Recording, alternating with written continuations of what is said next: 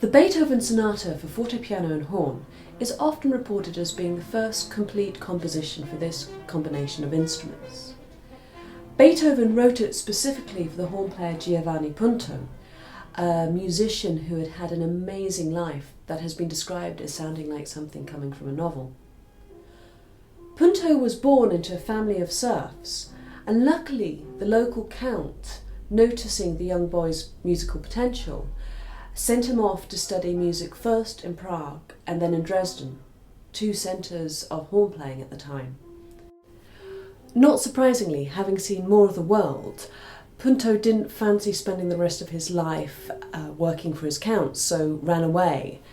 The count, not liking to see his investment disappearing over the horizon, issued commands that whoever caught Punto should knock his front teeth out. Happily for music, this threat was never carried out.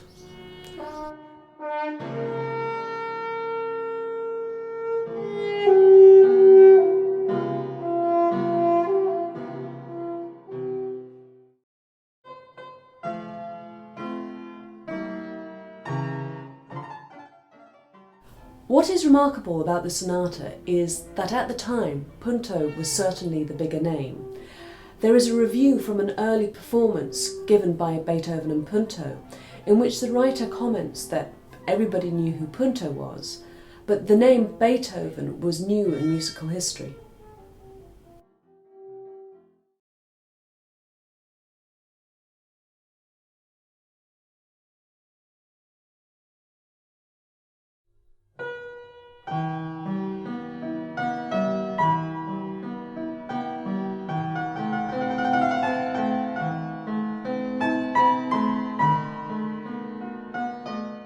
All the compositions on our disc are centred around the city of Vienna and date from a period of immense upheaval.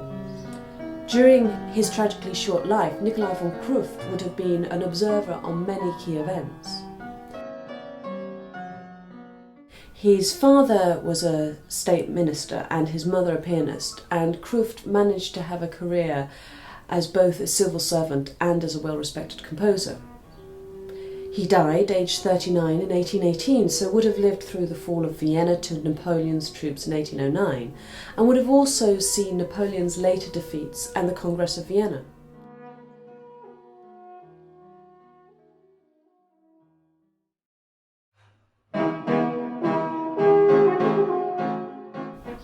In fact, Krufft very much had a ringside seat to a number of these events, as in his role as a civil servant, he often accompanied Prince Metternich on official business. The Sonata for fortepiano and horn is a fascinating work and one of many sonatas Krufft wrote. More substantial in some ways than the earlier Beethoven sonata, it shows Krufft's incredibly lyrical, often tender way of writing for the instruments.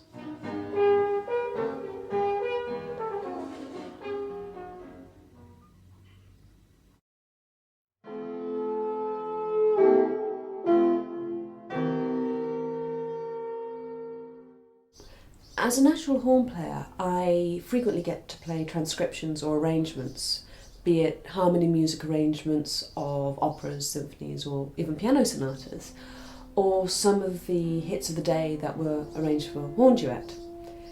This work, though, strikes me as being something quite different and really quite special. It is an arrangement of the slow movement of a Haydn string quartet rewritten for horn and fortepiano. It's an incredibly delicate, intimate number. The arranger obviously knows how to write for the hand horn and creates these almost ethereal passages in his writing. However, you also feel that the arranger didn't have to significantly alter much of Haydn's idiomatic string writing for the instrument. With the exception of one bar, the integrity of the original Haydn work remains.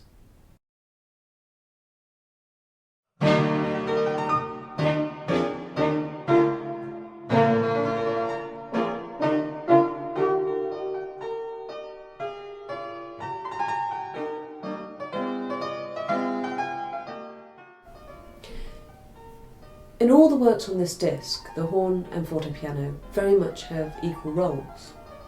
Happily for Kathryn and myself, this isn't a repertoire written for one soloist with a subservient accompaniment.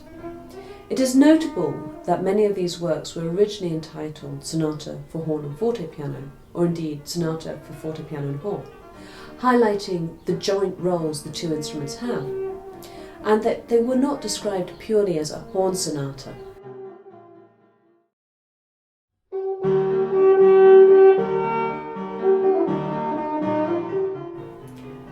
The last piece on the disc is somewhat of a curiosity, as the frontispiece of the first edition gives two musicians equal billing: Maximilian Niedersdorf, pianist and publisher, and Camilla Bellonci, horn player.